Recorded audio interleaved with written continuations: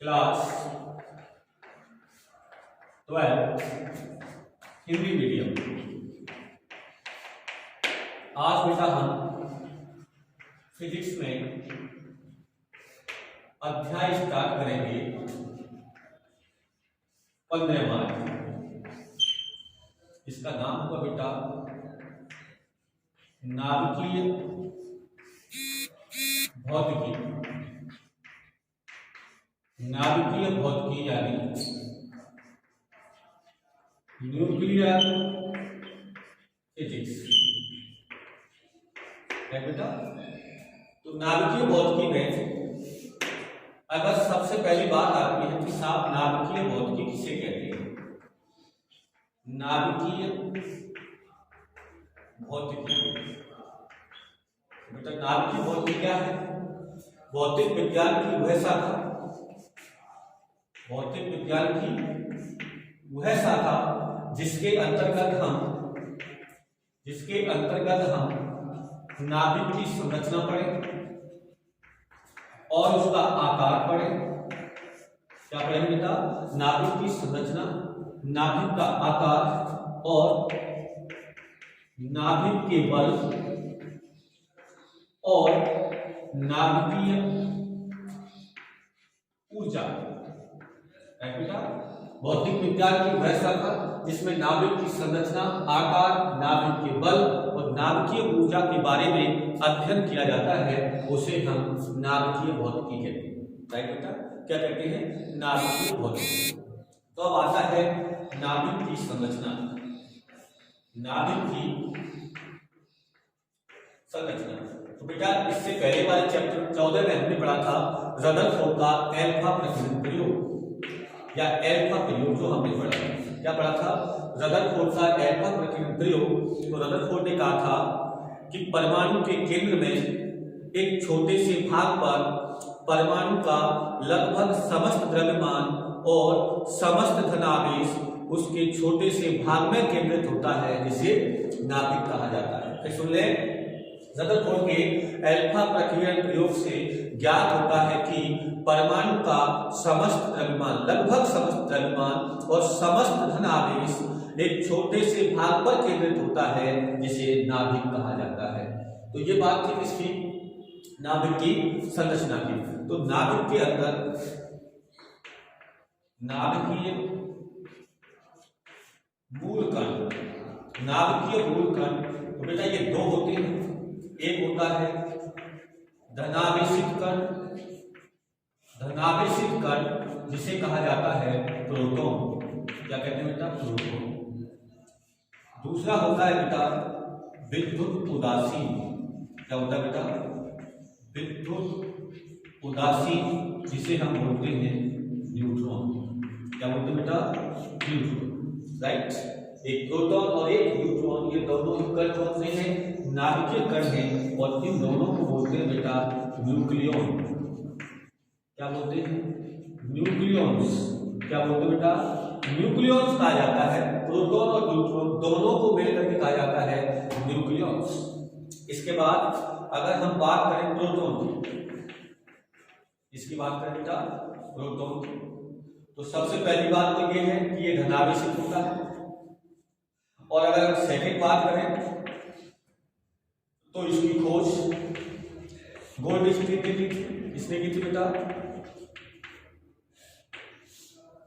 इसकी खोज गोल्डस्टीन ने की थी।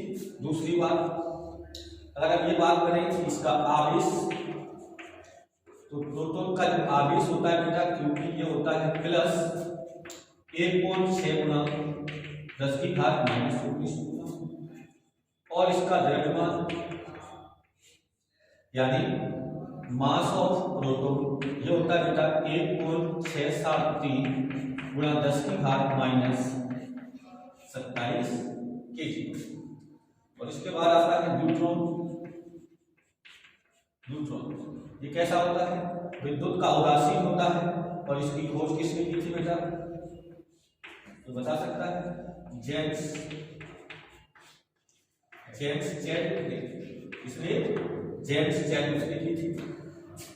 इसका बेटा जो आवेश होता है वो 0 होता है और द्रव्यमान जो होता है बेटा ये लगभग प्रोटॉन के द्रव्यमान के बराबर होता है, थोड़ा सा ज्यादा होता है, 1675 गुणा 10⁻⁻27 कितना ज्यादा है 0.002, बस इतना ज्यादा है। कितना ज्यादा है 0.002। इसमें अगर ऐड कर दोगे तो ये आ जाएगा।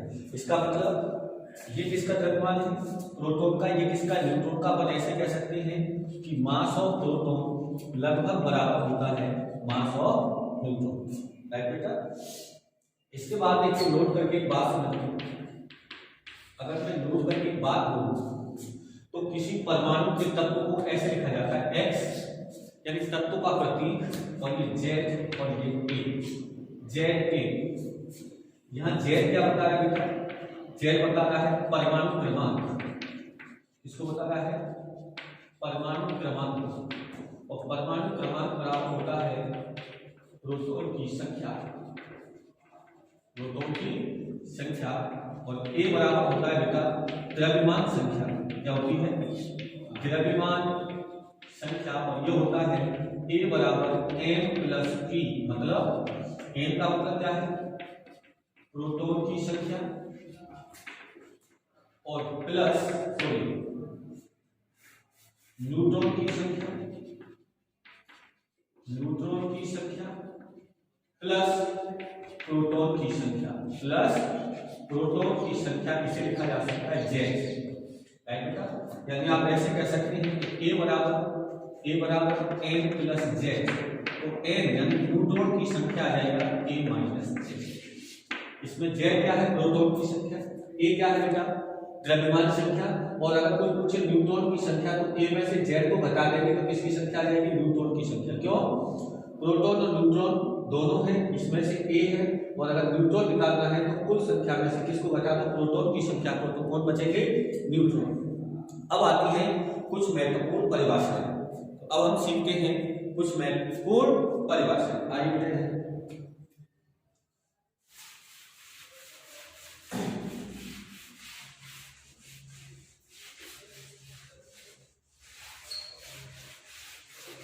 देखिए महत्वपूर्ण परिभाषा, महत्वपूर्ण परिभाषाएं। तो सबसे पहले आपको पता है कि एक नाभिक, इसको मैं सबसे पहले पढ़ूंगा समस्थानिक। क्या बोलते बेटा समस्थानिक, या इसको बोलते हैं समप्रोटोनिक। समप्रोटोनिक मतलब वे तत्व जिनमें प्रोटॉन की संख्या अर्थात परमाणु क्रमांक, वे तत्व जिसमें प्रोटॉन की संख्या अर्थात परमाणु क्रमांक समान होता है और द्रव्यमान संख्या भिन्न भिन्न होती है, उन्हें हम समस्थानिक कहते हैं। ये तत्व नहीं बदलता, एक ही तत्व के भिन्न भिन्न भार वाले जो नाभिक होते हैं उन्हें हम क्या कहते हैं समस्थानिक कहते हैं। यानी तत्व नहीं बदलेगा, लेकिन क्या बदल जाएगा बेटा द्रव्यमान संख्या बदल जाएगी। जैसे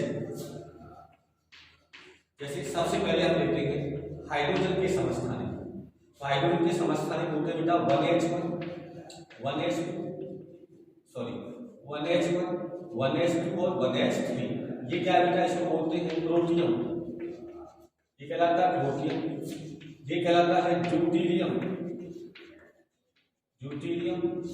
और ये कहलाता है बेटा ट्राइटियम। इसमें देखिए, इसमें बेटा प्रोटॉन की संख्या यानी परमाणु क्रमांक 1, इसमें भी 1, इसमें भी 1, तो प्रोटॉन की संख्या सब में समान है, इसी को क्या बोलते हैं समप्रोटोनिक या समस्थानिक। लेकिन इसमें द्रव्यमान संख्या कितनी है बेटा 1, इसमें कितनी है 2, और इसमें कितनी है बेटा 3। और कोई पूछे कि न्यूट्रॉन की संख्या बेटा, तो इसमें न्यूट्रॉन की संख्या क्या होगी 1 - 1 0, इसमें होगी 2 - 1 1, और इसमें कितनी होगी 3 - 1 2। यानी केवल क्या से कहता है कि परमाणु क्रमांक समान रहे और द्रव्यमान संख्या और न्यूट्रॉन की संख्या अलग अलग होती है। सुने आप, इसमें क्या होता है तत्व तो हाइड्रोजन है, इसलिए इनके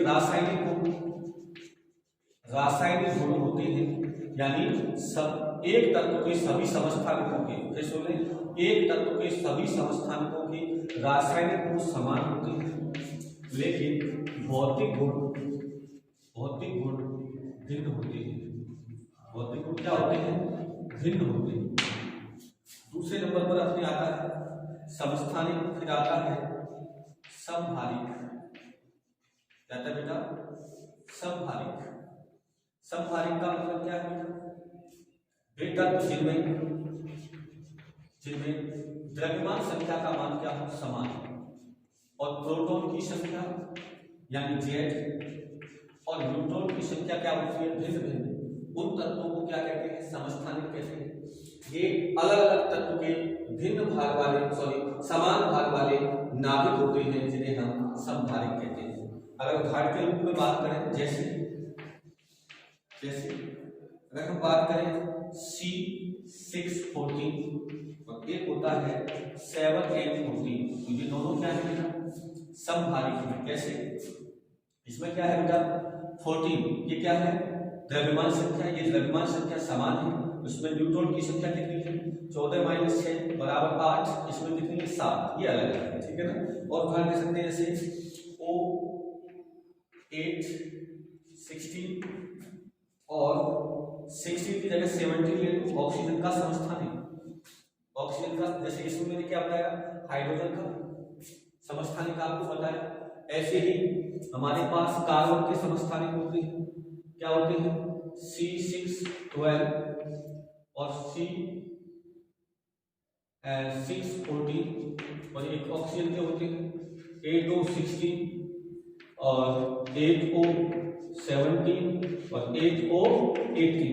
ये समस्थानिक किसके? ऑक्सीजन के हैं। ये किसके हैं? कार्बन के हैं। तो मैंने एक कार्बन का समस्थानिक ले लिया, कौन सा बेटा? ऑक्सीजन का ले लिया O817, ये वाला, ठीक है। और इसके बाद हम क्या ले सकते हैं? एक ले सकते हैं अपन 9 फ्लोरीन 17। देखो ना, ऑक्सीजन और फ्लोरीन कैसे है बेटा? समभारिक है। ये 17 और ये 8 और 3। ऐसे ही अपना आता है क्या? सब न्यूट्रॉनिक। क्या आता है बेटा? सब न्यूट्रॉनिक। अगर आएगा बेटा सम न्यूट्रॉनिक, तो बेटा सम न्यूट्रॉनिक नाम से पता लगा जिसमें न्यूट्रॉन की संख्या कैसी हो? समान, और द्रव्यमान संख्या और परमाणु क्रमांक अलग अलग हो, उसे हम क्या कहते हैं? सम न्यूट्रॉनिक। जैसे लिथियम 3Li7, यानी इसका परमाणु क्रमांक अर्थात प्रोटॉन की संख्या कितनी है? 3, और इसकी द्रव्यमान संख्या कितनी है? 7। और ऐसे ही आता है बेरिलियम 8। अब बताओ इसमें न्यूट्रॉन कितने हैं? 7 - 3 कितने हैं? 4। और इसमें कितने हैं? 8 - 4 बराबर 4। तो ये क्या है? ये सम न्यूट्रॉनिक है। क्या है बेटा? सम न्यूट्रॉनिक। और ले सकते हो जैसे 11Na23 और 12Mg24। तो इसमें 23 - 11 कितना है? 12, और इसमें है 24 - 12 बराबर 12। यानी न्यूट्रॉन की संख्या दोनों में कैसी है? समान, इसलिए ये क्या है? सब न्यूट्रॉनिक है। एक आता है बेटा, इसको बोलते हैं प्रति या दर्पण नाभिक। समझना बेटा, ये बहुत महत्वपूर्ण है। प्रति या दर्पण नाभिक, इसमें क्या होता है कि वे नाभिक जिनकी द्रव्यमान संख्या समान है, और जिनमें द्रव्यमान संख्या समान होती है उन्हें समभारिक भी कहा जाता था। लेकिन इसमें थोड़ा अलग है, द्रव्यमान संख्या तो समान होगी, लेकिन प्रोटॉन और न्यूट्रॉन की संख्या आपस में परिवर्ती होगी। जो पहले में प्रोटॉन होंगे वो दूसरे में न्यूट्रॉन होंगे, और जो पहले में न्यूट्रॉन होंगे वो दूसरे में प्रोटॉन होंगे। यानी संख्या कैसी होगी? परिवर्तित होगी। जैसे Be का मतलब क्या बेटा? बेरिलियम, या क्या लिख देंगे आप? 4, और यहाँ लिख दो 7। और ऐसे 3Li7, देखो जरा ध्यान से, 4Be7 3Li7, ये बेरिलियम का क्या है? यहाँ देखो ये समस्थानिक है। क्या है? समस्थानिक। इसमें बताइए, इसमें सबसे पहले Z, प्रोटॉन की संख्या कितनी है? 4, और इसमें न्यूट्रॉन की संख्या कितनी है? 7 - 4 3। इसमें प्रोटॉन की संख्या कितनी है बेटा? Z यानी प्रोटॉन की संख्या कितनी है? 3, और इसमें न्यूट्रॉन की संख्या कितनी है बेटा? 7 - 3 बराबर कितनी है? 4। तो देखो यार, जो इसमें प्रोटॉन है वो इसमें न्यूट्रॉन है, और जो इसमें प्रोटॉन है उसमें न्यूट्रॉन। देखो परिवर्ती है, इसलिए इसे कहा जाता है दर्पण या प्रतिनाभिक। तो ये तो बात थी किसकी बेटा, नाभिकों की। अब हम बात कर लेते हैं, सबसे पहले इधर देखेंगे आप,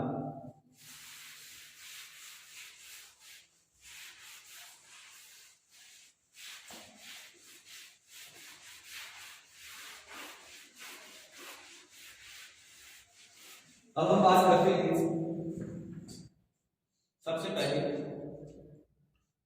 पहले बात करेंगे नाभिक का आकार। नाभिक का आकार तो सुनिए बेटा, जैसा कि हमें पता है कि रदरफोर्ड के अल्फा प्रकीर्णन प्रयोग में लगभग 2.1 गुणा 10⁻⁻14 मीटर इतनी दूरी से जाकर के वो अल्फा कण वापस लौट आता था। इसका मतलब कि नाभिक का आकार इससे तो छोटा ही होगा, नाभिक का आकार इससे छोटा होगा। तो विभिन्न प्रयोगों द्वारा ये देखने को मिला है कि नाभिक की त्रिज्या उसकी द्रव्यमान संख्या के घनमूल के समानुपाती होती है।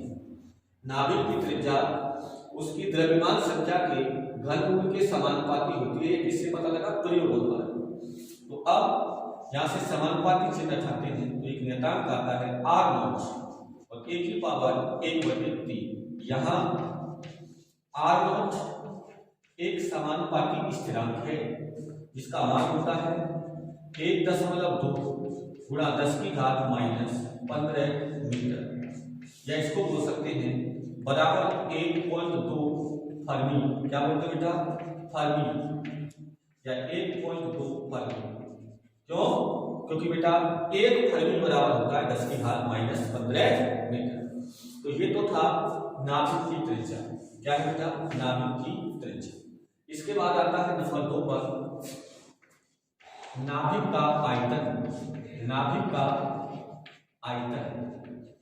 आपको पता है बेटा नाभिक कैसा होता है, गोलीय। कैसा होता है, गोलीय। तो गोले का आयतन कितना होता है, 4/3 पाई r क्यूब। तो यहां से आ जाएगा 4/3 पाई, r का मान ये रख देंगे बेटा, तो ये आ जाएगा r0 1/3 और इसकी पावर 3। तो ये आ जाएगा v बराबर 4/3 पाई, ये आ जाएगा r0 की पावर 3 और ये 3 से 3 कैंसिल 1। ये क्या कहलाता है बेटा, ये है नाभिक का आयतन। आप ऐसे कह सकते हैं v समानुपाती 1। नाभिक का आयतन उसकी द्रव्यमान संख्या के क्या होता है, समानुपाती होता है। नाभिक का आयतन द्रव्यमान संख्या के समानुपाती होता है। अब आता है नाभिक का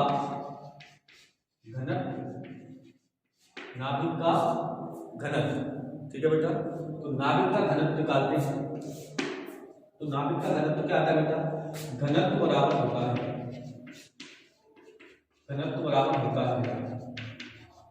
द्रव्यमान बटे आयतन। तो यहां पर आ जाएगा किसका द्रव्यमान, नाभिक का। आयतन किसका, नाभिक का। तो बेटा नाभिक का द्रव्यमान कैसे निकालेंगे कि नाभिक में कौन मिलते हैं, प्रोटॉन और न्यूट्रॉन। कौन मिलते हैं, प्रोटॉन और न्यूट्रॉन। और प्रोटॉन प्लस न्यूट्रॉन की संख्या क्या कहलाती है, 1। और एक प्रोटॉन या एक न्यूट्रॉन का द्रव्यमान लगभग कितना होता है, 1.67 गुणा 10⁻⁻27 kg। बोलो, प्रोटॉन की संख्या में अगर किसका गुणा कर देंगे, एक प्रोटॉन, ये क्या है, प्रोटॉन की संख्या प्लस न्यूट्रॉन की संख्या। और हमें क्या पता है बेटा, हमको ये पता है कि प्रोटॉन और न्यूट्रॉन के द्रव्यमान लगभग बराबर होते हैं। तो उसमें किसका गुणा कर दो, प्रोटॉन के द्रव्यमान का लगभग। तो 1.67 गुणा 10⁻⁻27 kg। और अपॉन आयतन कितना है बेटा, यहाँ से 4/3 पाई r0 क्यूब a। से a कैंसिल, 3 ऊपर चला जाएगा, 3 गुणा 1.67 गुणा 10⁻⁻27, नीचे रह जाएगा 4। पाई का मान बेटा 3.14। r0 का मान मैंने अभी बताया है कितना है, 1.2 गुणा 10 की घात -15 और इसकी घात 3। तो जब इसको हल करते हैं तो इसका आंसर कितना आता है बेटा? ये आता है 2.38 गुणा 10 की घात 17 किलोग्राम प्रति मीटर क्यूब। मतलब देखो आप 1 मीटर क्यूब में कितने किलोग्राम द्रव्यमान होता है नाभिक का। इसका मतलब है कि वास्तव में नाभिक जो होता है वो उसका परमाणु का समस्त भार कहाँ होता है? केंद्र पर होता है। इसलिए हम कहते थे कि अल्फा परमाणु से भी टकरा करके लौट आता था, क्योंकि सारा का सारा भार उसके केंद्र पर केंद्रित होता है। और ध्यान रहे घनत्व किसी राशि पर निर्भर नहीं करता, इसलिए सभी नाभिकों का घनत्व